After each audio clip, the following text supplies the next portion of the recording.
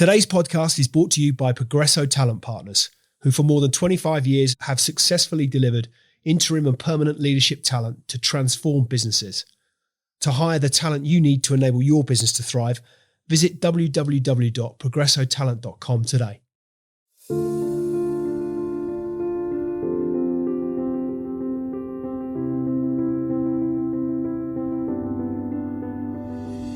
Today's guest didn't just build a SaaS company, he made a public decision to kill the one he'd already built live in front of 34,000 customers. Chris Brisson is the founder of Salesmsg, a multi-million-dollar messaging platform that scaled without outside capital, hype, or chaos. But what makes this conversation matter isn't just the annual recurring revenue, it's the operating philosophy behind it. From bootstrapping with discipline to treating texting as a sacred trust channel, Chris has built in silence what others try to shout into existence. This is a conversation about declaring the death of the old to make room for what's next. It's about systems, scale, and the pressure that forges clarity. We recorded this conversation in July 2025. I'm Lee Cooper, and this is Extrology, where we go beyond performance to uncover what really drives people, systems, and purpose under fire. So what's the story behind the story? Without further ado, let's get into it. Chris Brisson, welcome to Extrology. Great to have you here as my guest today. Awesome. Lee, thank you so much, man. I'm looking forward to it. Well, let's, as customarily they would say, without further ado, let's get into it. I think my first question, I want you to take me back to the moment that you hit send on the death of Call Loop. And in particular, was it grief, was it liberation, or was it something else entirely? Yeah, let's get right into it. So it was this is 2015, and I just remember walking into my office, not feeling very excited about a Monday morning. If you know what a Monday feels like, and so I walk in, I sit down, and I just remember telling myself that I don't want to do this anymore. And, I had built this company, this software company, and things were breaking, things were working, but then they were breaking again. And so it just became this, 2-step forward, 3-step back, 2-step forward, 4-step back, 2-step forward, 1-step back. And so it was just this constant ebb and flow of the business. And at that time, I really just was going through what I would consider more of a personal transformation and realizing, what do I really want to do? And, in that moment, I realized I did not want to continue what I was doing in the way that I was doing it. And I had a choice. And that choice was to either decide to do something different or to continue doing what I was doing. And so I decided that I could not do that anymore. And so I wrote a 3-part blog series. This is February 2015. And the title, that email subject line, was The Death of Call Loop. And it was a personal email that came from me to 35,000 people that were on the email list. And it really just told this story about, and not that anyone cared, like, so what? You're a founder of a software company. But for me, it was just a personal note to the world of a declaration of a new decision, honestly. And the first post went into the story of Call Loop and how things were good and bad, but ultimately about that I built a business I secretly despised. And on the outside, it looked all great, but really on the inside, I was like dead inside because I could not truly innovate. I couldn't create. And so you can imagine, as being a creator, and you're sort of set in this box in a prison cell where it's like, oh my gosh, I see so much potential. And I was stuck. And so sent that out, and I left comments open. And, there were customers on here. There were folks that were people I respected. There were people that I've never heard of. And they're all leaving a wide range of comments, things that were inspiring, but also things that were hurtful. I think back at that moment, it was a very painful experience, but it was also like actually the best decision that I did. And so, long story short, through that 3-part series, I dripped it out over a period of 7 days and really just told this story. So I'm a marketer, so I wanted to tell a story. not just, hey, things are changing on call loop and blah, blah, blah, blah, blah, but really tell a story. And so that third post went into, I want to do things different. I want to build a better company. And this is not how I want to continue to go forward. I hear you, customers. And it was a declaration to do things differently. And so that turned into, hey, follow my journey as I reinvent Call Loop from the ground up on what I'm calling the second chance startup. And that was just this newer vision of, hey, I want to do things differently. And that was it. So I sent that out, and that was this sort of new move towards, all right, what am I really going to do? I sent it out, had a whole bunch of people respond, again, sort of the same similar comments. But for me, it was just more of a cathartic, like, cool, I made the decision, I put it out there. And, when you hear feedback sometimes where people are stuck in their ways, and it's like, well, do something about it. Well, I didn't do anything for quite some time. And this was like, I did something about that. And so went down the path to quote unquote reinvent it. And I got a little freaked out because I'm like, oh my gosh, this is going to take a long time. And started to create another software, a conference call product that nobody wanted. I could tell a whole story about creating products that no one actually wants. But during that time, I ended up coming up with a new idea, and that became Salesmsg. So we can certainly get into all that. But yeah, that was a fun moment. What were you really killing that day? Was it the product or a version of you? Yeah, it was a version of me. It really, really was a version of myself. So actually, funny enough, the company and the product still exists today. It's different. It was rebuilt a couple of years ago. But the idea that, hey, this isn't the ride, this isn't the horse, that, because I wanted to build a larger company. I wanted to build a larger organization and really innovate. And so it was holding me back from focusing and doing the things that I really love. So it was the ability to break free and not be attached to the business, where I was attached to the business and the things that were good and were bad. It was all me. And so it was a identity destruction to reinvent myself. And so as much as it was for the business, it was really about me and focus on, like, what do I really want to create? How can I make a larger impact on the world? And what do I want to do? And so it was for me, to be honest. So what beliefs had to die in order for Salesmsg to work? Oh boy. So I completely said, I want to do things completely different. So really like on the opposite side of, hey, I'm running it this way. I want to run it completely different on the opposite side, and really just test some of those beliefs that I had around building a business. My first, I would say, bad belief, or just a not a good belief, was that you can't build a great company without great people, or you don't need a lot of people to build a great company. And so the idea before was, well, I don't need people, a big company, to build a great company.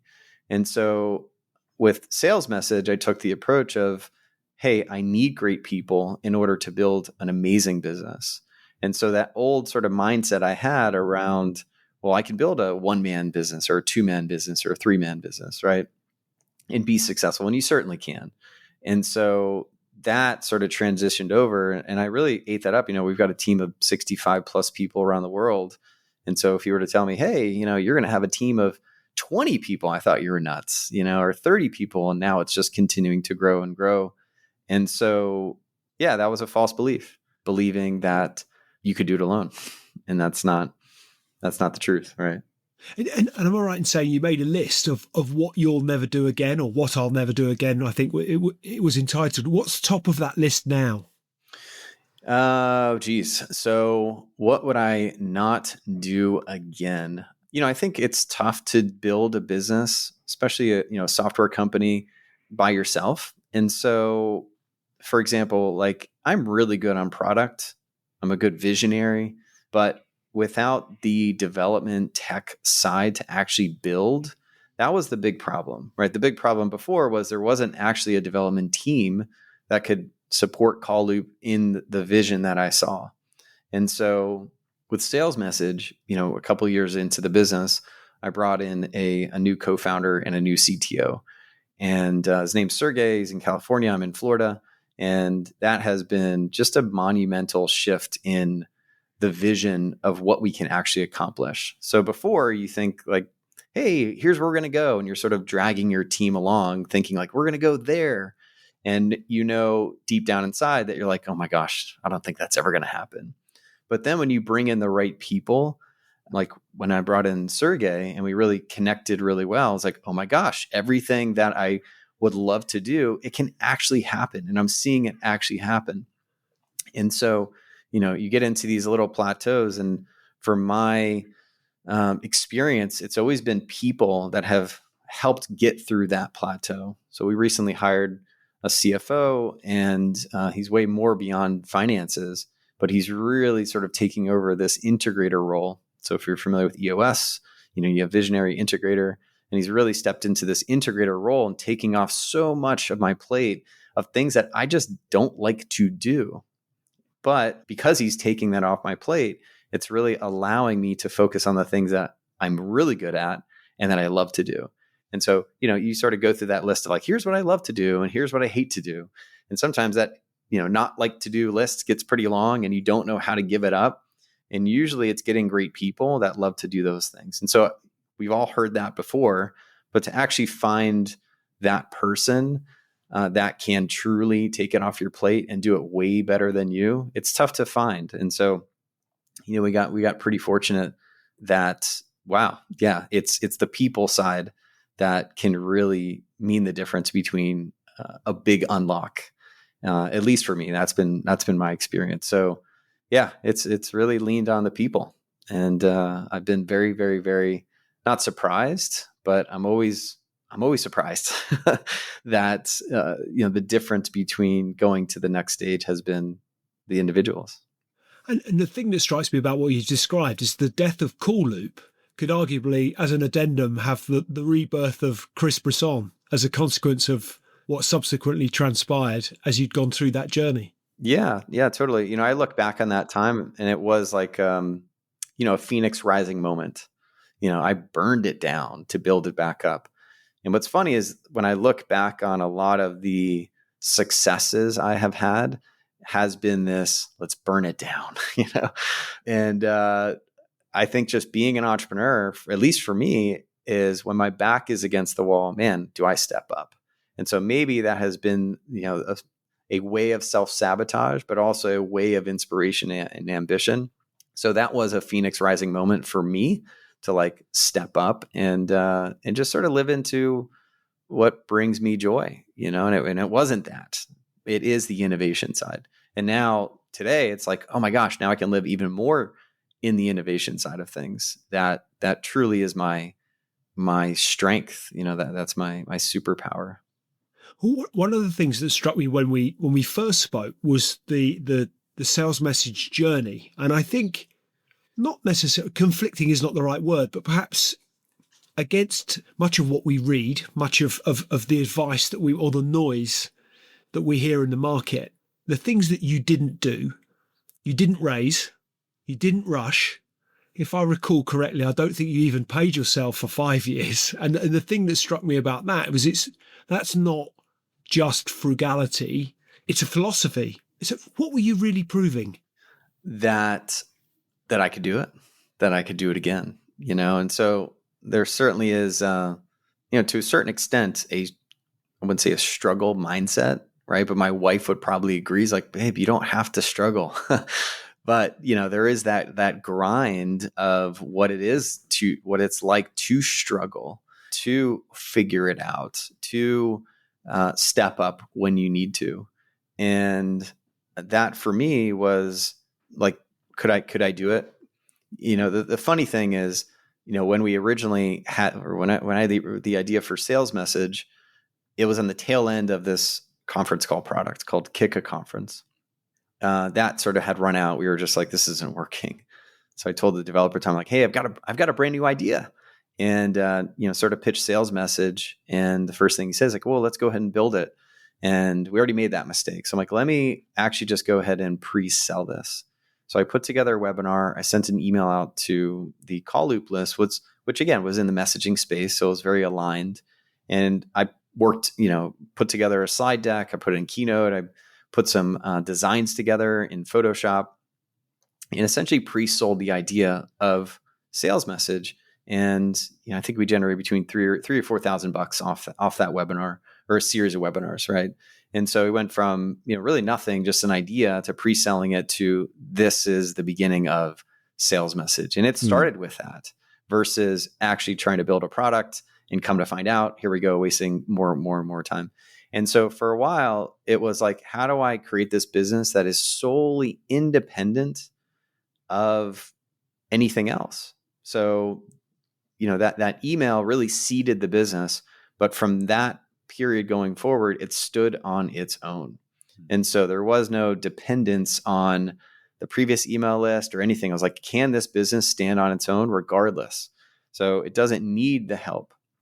And so for me, it was, how do I restart this business, but more importantly, invest in tech, in product, in the people, in building a great product. And so, funny enough, like we were talking before, but I pulled up in our, payroll system.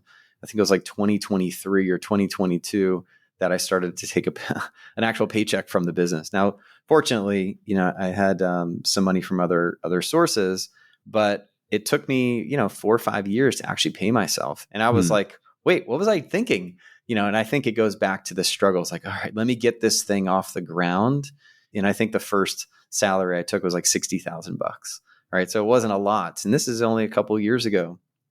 Things have certainly changed, but I just wanted to prove it. I wanted to make sure that the business could survive without me squeezing it.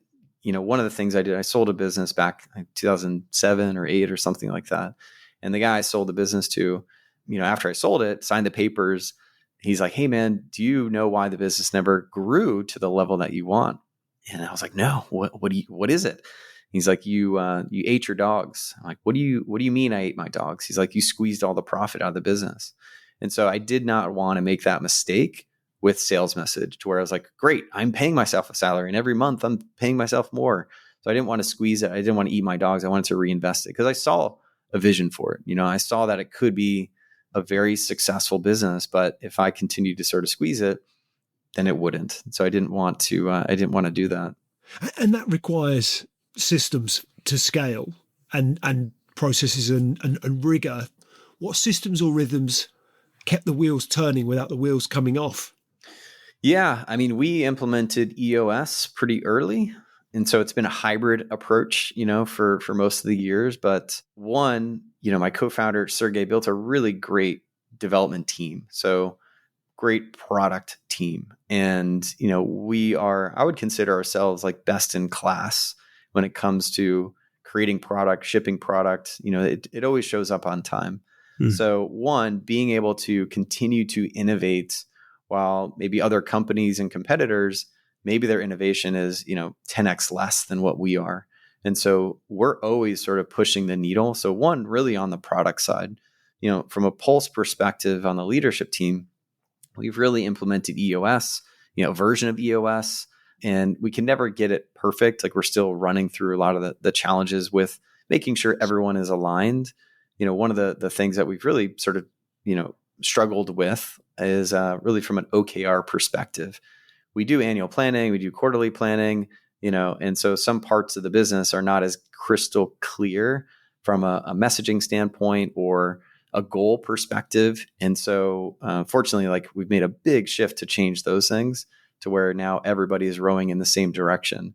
So that has been like a recently really fun shift to go from sort of these maybe, ambitious targets that there was no clear plan, and because it was sort of last minute, but now is like a clear goal with a real plan and then a team that can help execute on that. So yeah, I don't know if that answers your question, but that's certainly one of the systems that has just helped the company get through, and continue to innovate and stay ahead of the curve. And how do you decide what not to build? a lot of discussion. I think one is, well, what is the actual purpose for existing in the world?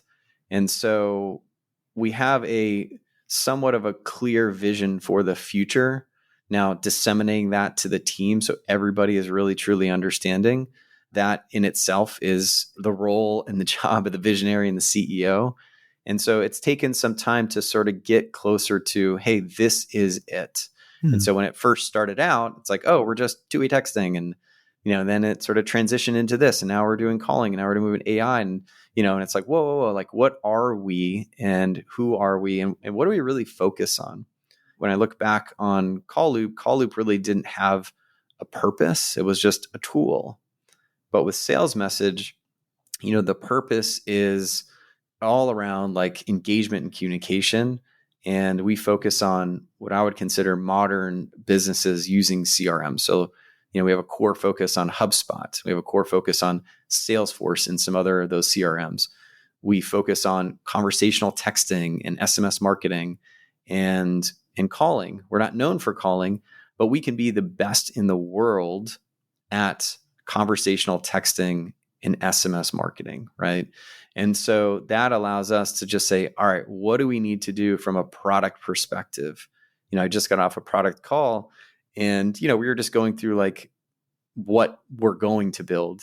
And I'm like, guys, what do we actually need to remove? And the decision was, wow, we built this product.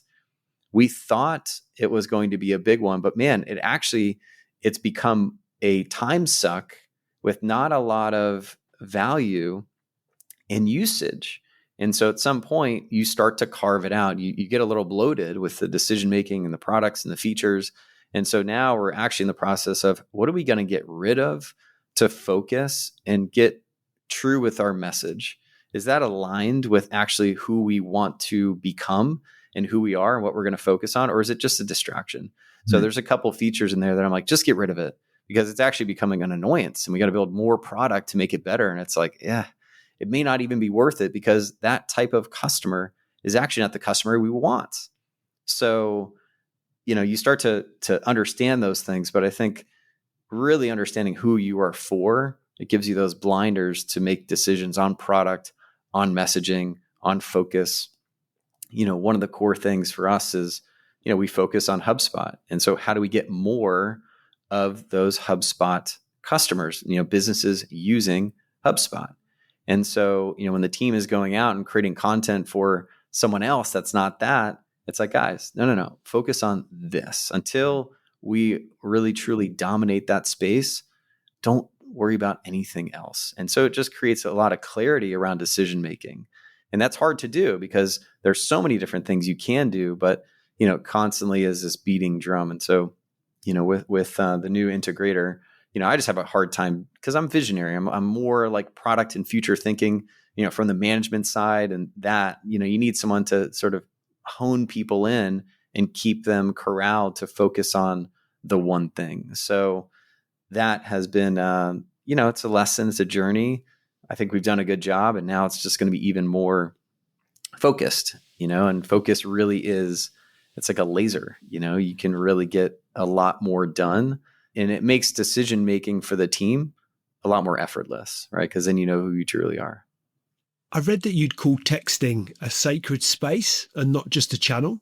So what is it that makes SMS personal to you? Yeah. I mean, look, it's in our pocket.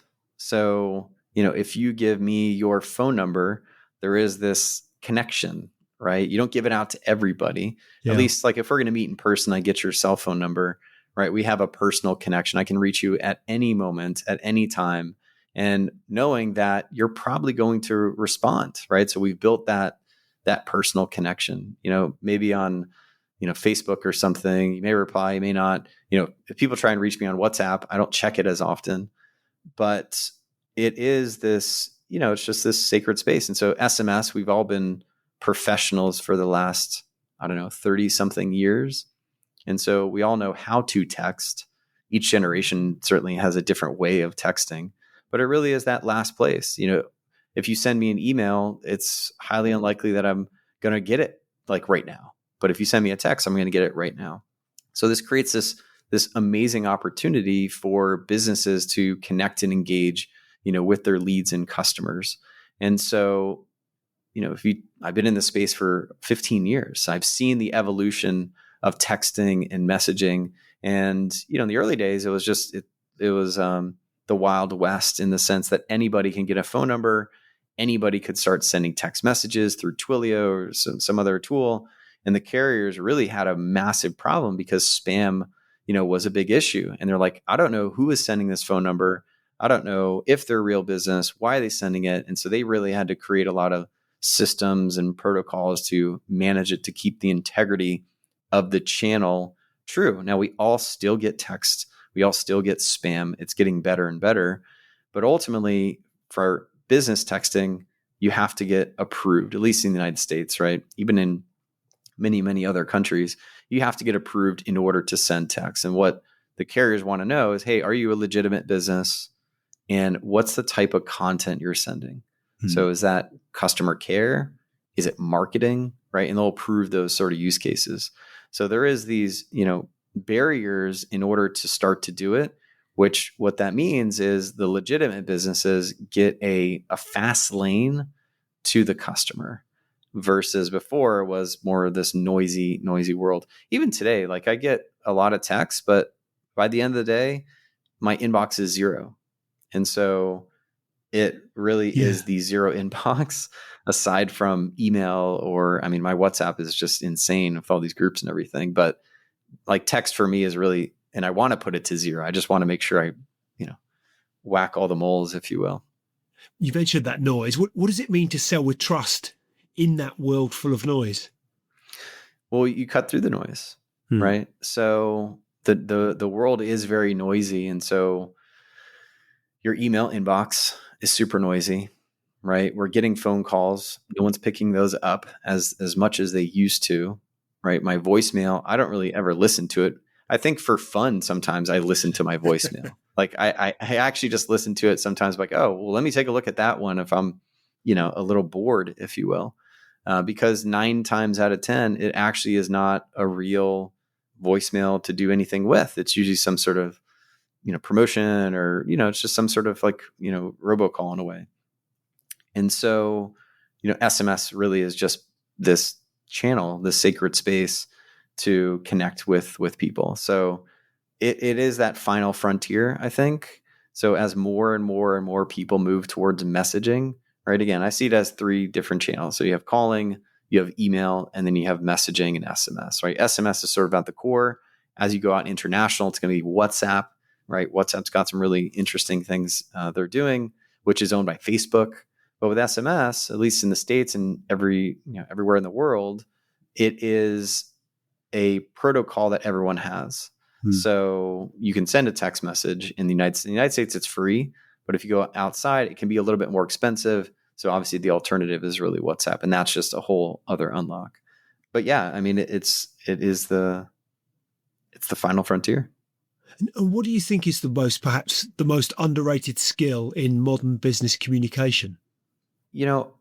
I think a lot of people, or a lot of businesses, assume that they need to have, I wouldn't say a strategy, but they certainly need a strategy. But I think a lot of folks come into messaging, if they've never done it for the first time, they just like copy paste what they're doing on email and move it over to SMS and messaging. And so, the type of relationship or engagement you have with SMS is personal. It's simple. It is, conversational in nature.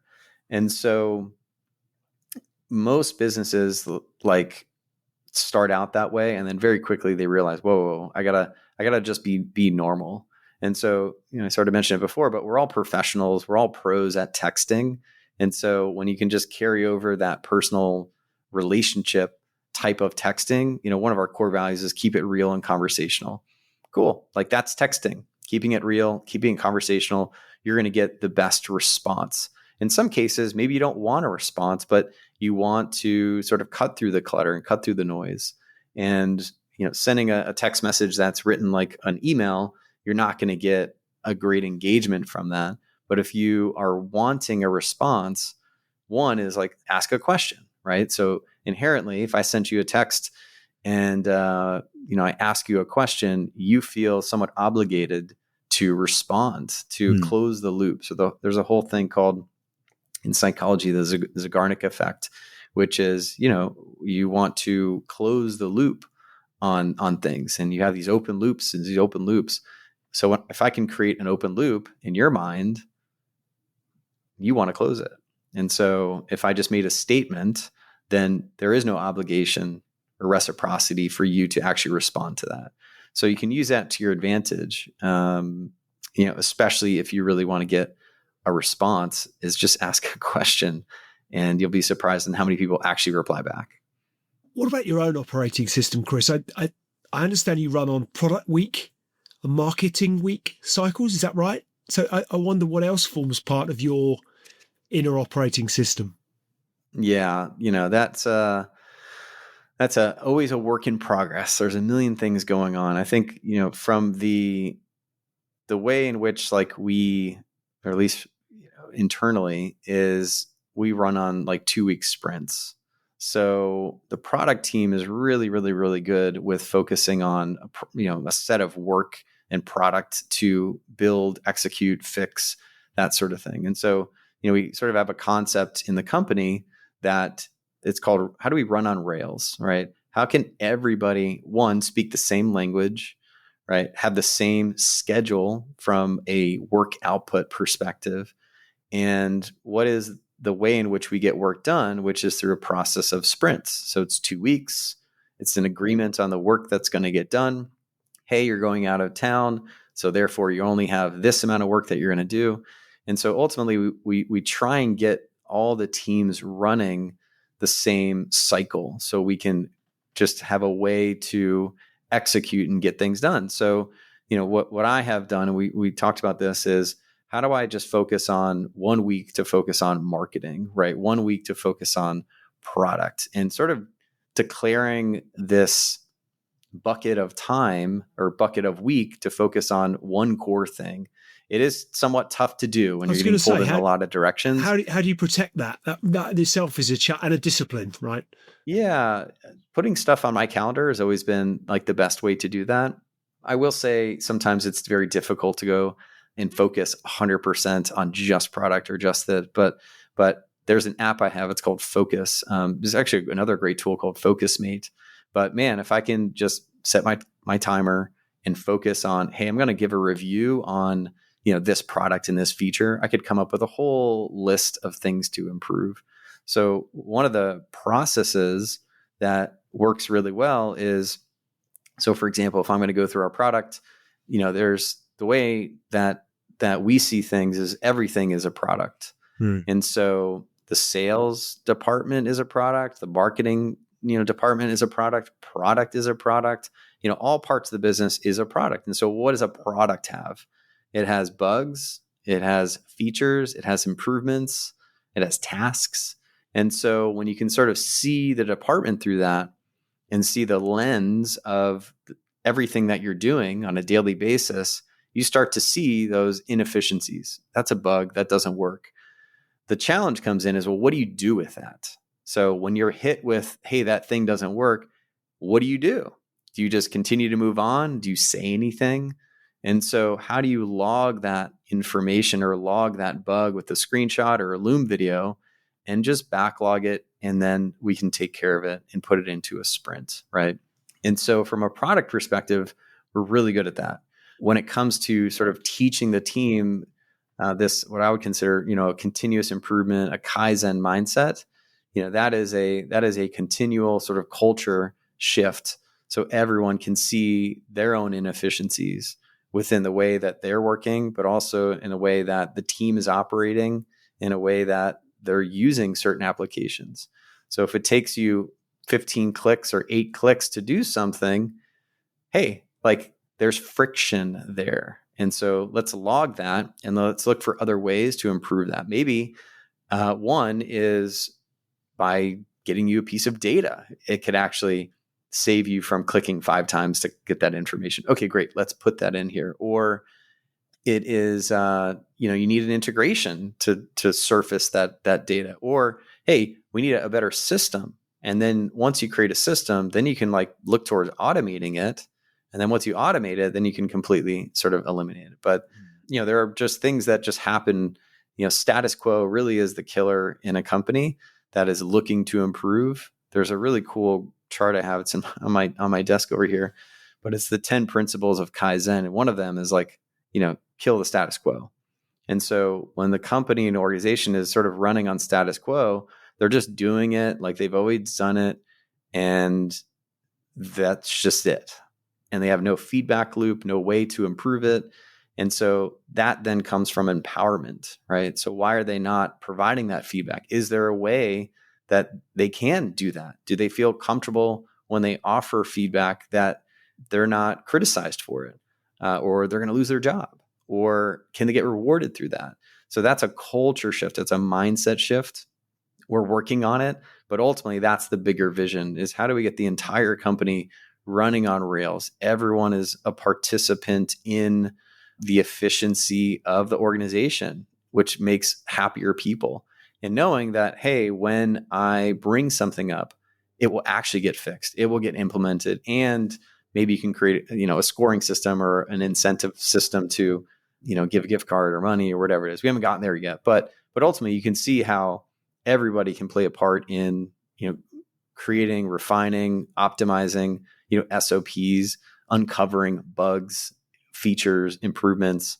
And now it's not just product doing it, but it's every department treating it like it is a product. So those are one of the more fun projects I'm excited to work on now that I've got a little bit more freed up time, but because I can see how every part of the company can really become more efficient. And now with AI, it's super exciting. How do you stay sharp without burning out? I love to read. So if you come to my office, I've got, I don't know, hundreds of books, So I'm a reader. I need a physical book in my hands. I will download the audiobook and I'll read the book. I need to highlight, over the weekend I was reading a book and highlighting, and I pulled out like 5 really great ideas, took some pictures, sent it to the team. I'm like, all right, it's in the backlog of ideas, right? Because I can certainly overwhelm the team with ideas, because I'm always just actively searching. I'm a voracious reader. I'm listening to, podcasts when I'm driving, but I'm usually reading books and just sort of devouring information there. So how do I stay sharp? I don't know, have always been a curious mind. And for me, that certainly comes easy. This morning I was just looking at, the competitive landscape, like who's coming up, what's unique, and I came across some like really cool companies that were like targeting a really unique part of the industry in a very different way that anybody else is doing it. Oh, that's really cool. And so I don't know. I love to learn. I love to discover. And I just think it's such a big world. There's only so much time, right? But I don't know. I'm very curious, and I don't think that will ever stop. So where does the pressure show up in your life, and how do you hold it?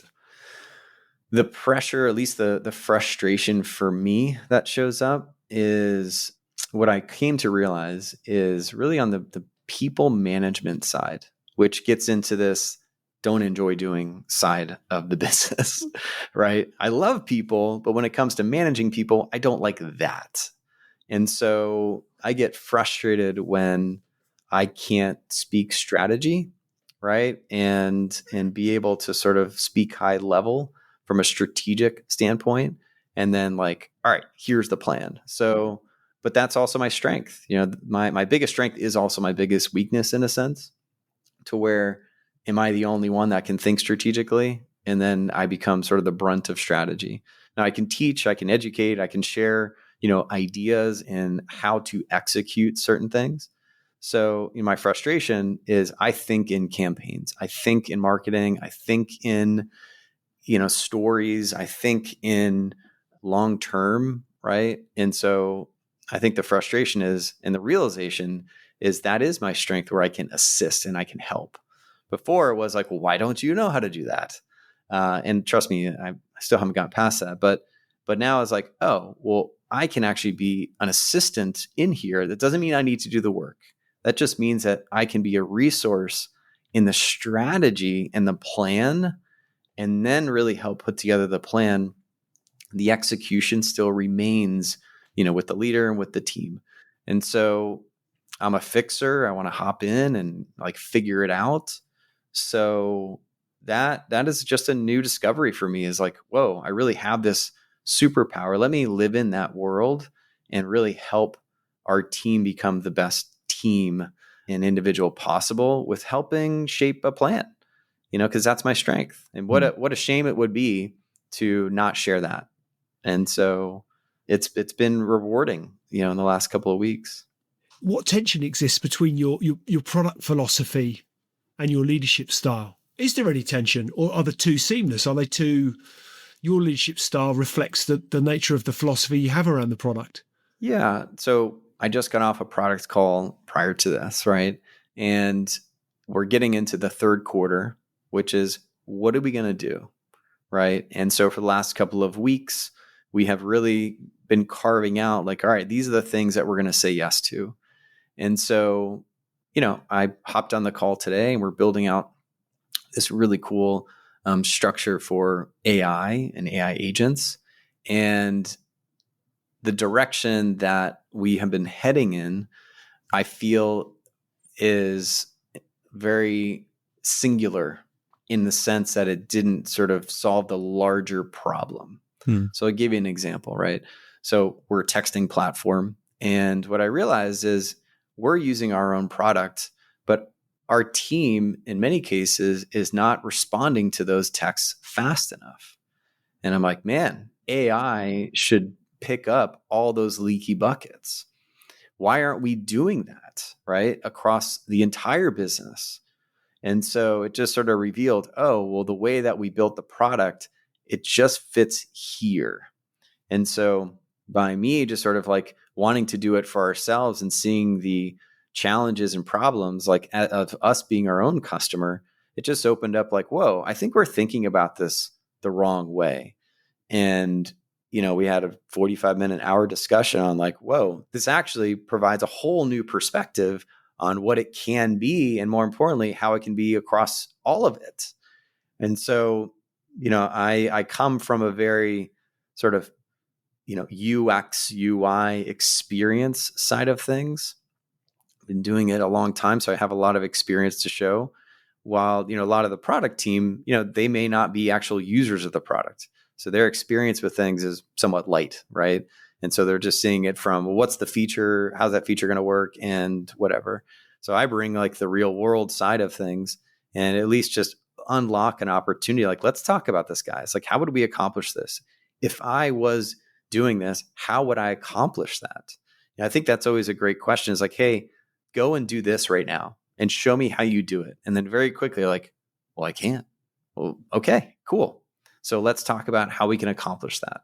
And so just by the team giving them a task to do to solve a problem, it just unlocks for them like, oh, well, you can't do that way. Oh my gosh, man, we've been going down this whole path. And so it's a great way for the team to discover aha moments as well. It's like, hey, just go and try this real quick. Do this thing. And yeah. Is there I guess, what have you had to, or perhaps where have you had to actively unlearn something in order the business could scale to the extent that it has? Wow. Well, this is all very, very recent. Like I mentioned, like I don't enjoy the management side of people. I think that's probably true for visionaries in general, right? And so I am actively seeing a different management style. I would consider the complete opposite. But I see, oh my gosh, whoa, this other way is and will put on the table performance. Because ultimately what you're after is performance, right? Everybody performing at a high level. And I'm like, man, my style of management is not conducive to high performance. And so, wow, I've been a bottleneck in parts of the business in order to get high performance, an accountable world. And so just seeing this really just, I wouldn't even say, I mean, yeah, it's like I've heard it before, but to see it actually in practice and then to see like people stepping up in ways that I never thought they would has been really eye-opening and very humbling. Not that I know I'm not great at it, but to see somebody that's really good at it and to see the change in performance with the team and the happiness. Whoa. Okay. So unlearning what I'm currently unlearning has just been, it's been really cool. It's been very humbling. I'm learning in the process because it's one thing to read it in a book or to hear it on a podcast or to, hear it in a YouTube video, but to actually see it put in practice, like diligently, like all the time, and then see the output. It's been pretty transformational. If we sat down again in 5 years, Chris, what would you need to have built or done to feel proud of how you spent this chapter? It's interesting because I have built remote companies and we do have a large team. It's a large remote team. But the challenge with that is you really miss out on the building of a culture, the connections, the true relationships, the tapping on the shoulder, the laughter, the fun, the excitement.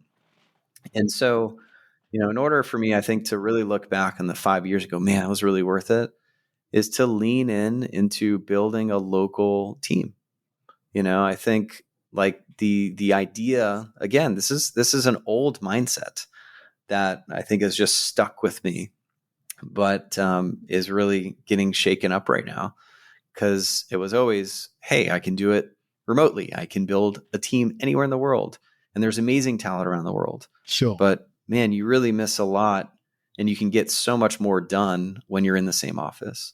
So I have an office. I've had people here in the office. When you get the right people in the office, it's an energy lift. So for me is really, like what do we want to create here? What are the lives we want to impact? What's the fun we want to have? And what really ultimately, what is the culture we want to build and the lives we want to touch? Because it's going to change lives. And man, why not just have some fun doing it versus you built a company, you sold the business, cool, but it can't be it. And that would be the biggest thing. And I think that's this next shift is really investing in, the people and the culture and having a local team to do it with, because we're doing it with people, but it's a lot nicer to have everyone here to celebrate with, not to say that I don't love our team that's everywhere around the world. It's just different. You can't connect in the same way. I think it's a fascinating time to be studying how businesses lead and manage and develop cultures, given that, to your point, on the one side, you look at the positives and think we've access to talent anywhere in the world. Wow, that's wonderful. What opportunity that presents us.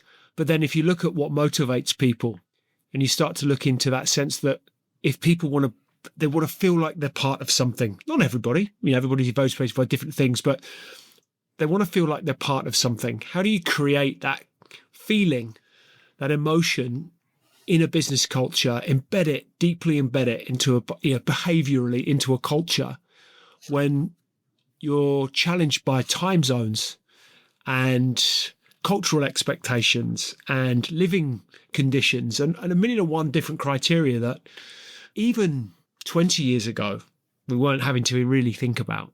Work was a place we went to. It was a destination we went to do something.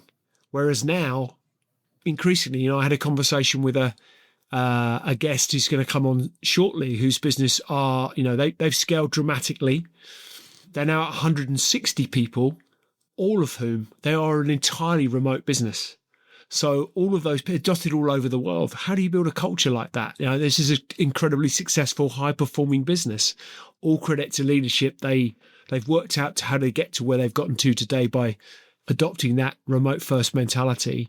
But I just think it's fascinating insight because it's unpicking so many of our established learned behaviors that we would have picked up through our, the early stages of our work experience to understand how to lead and manage people. You now have got, I imagine it makes you a very much more conscious, intentional manager and leader in a way that so much of what you might have done historically when people are around you is become subconscious and learned behavior. Yeah. Or the opposite. which is it's easy to not do any of that because it is remote, right? Where in the office, you have to sort of show up in a certain way. You have to create that environment. But with remote, it's like, well, you don't have to do anything, right? And so it does create this, place where culture can really suffer, and it doesn't have to be in the DNA in a sense, which is very debilitating for, again, culture and happiness and, people and inspiration, and the times where it's good. But then, well, what happens when it's bad? Does everybody leave? Because they're like, whatever. And so, I think it does create a place where it's a lot easier to just drop out, right? To exit, to silently quit because it's not there. People leave communities not because of the content. They stay because of the people, right? And so it always is the people, but a challenge. So how do you effectively do it? I don't know. We're certainly, I wouldn't even say doing our best, but like, it's not my strength to build that out, right? So finding the right person that loves to do that, I think that's the next thing. It's like, great, people are going to be the biggest unlock. How do we bring somebody on board that can really lean into that and turn it into an amazing work environment, remote and in person? Interesting. You said once that if you can't create, you collapse.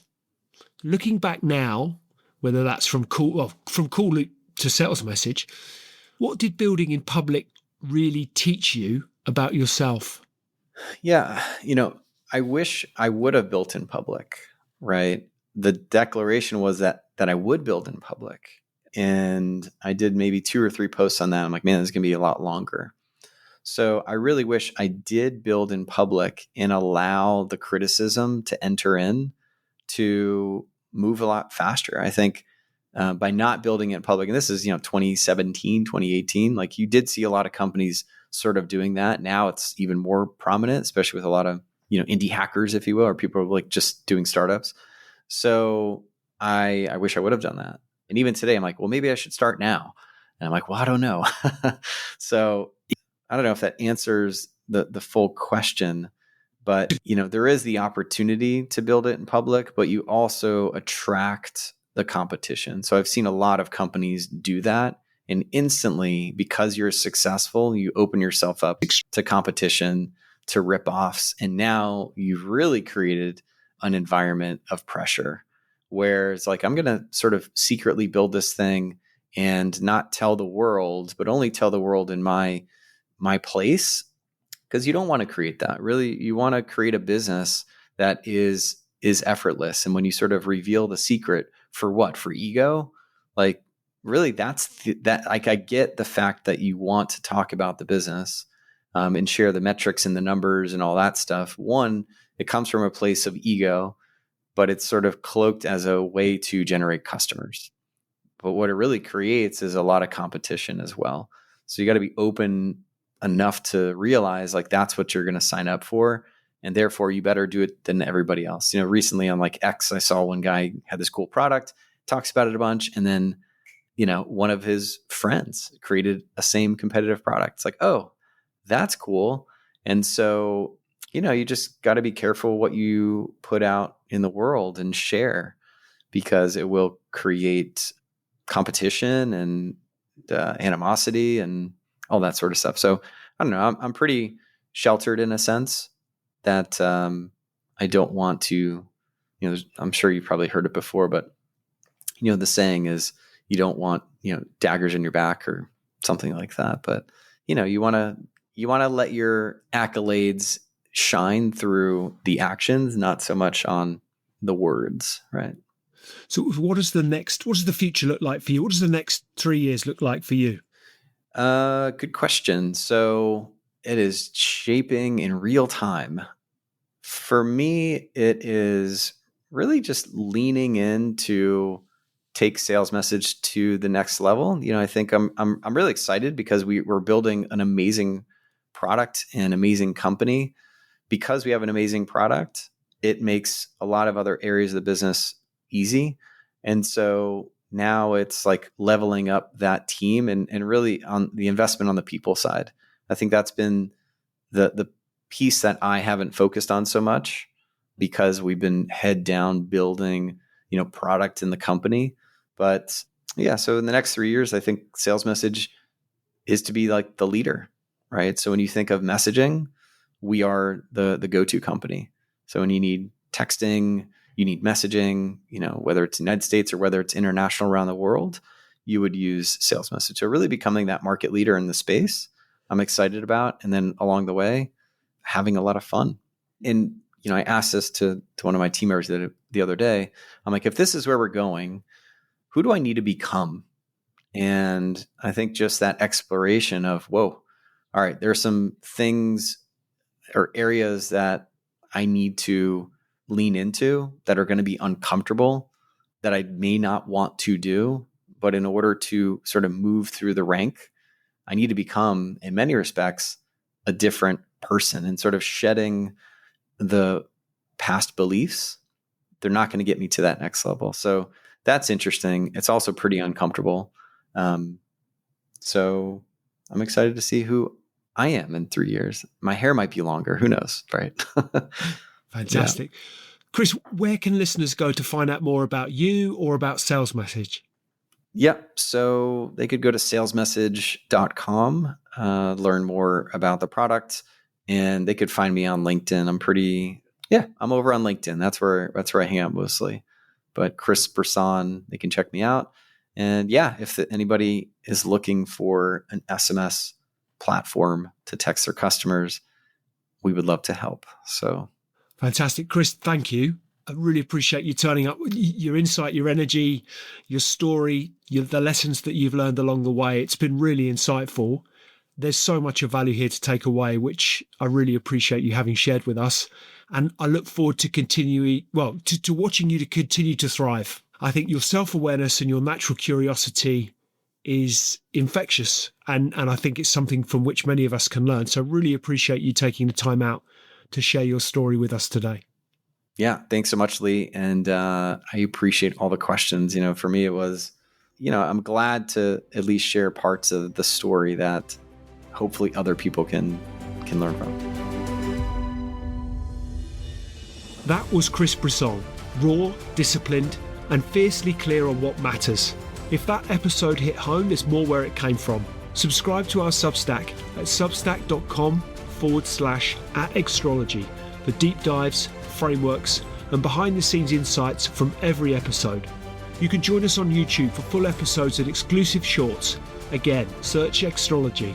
And if you're a founder, operator, or career athlete building under pressure, explore the full platform at extrology.com. This is not a podcast. It's a precision tool for those ready to scale with clarity.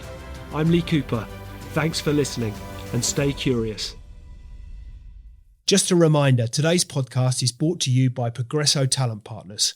Visit www.progressotalent.com today for more information.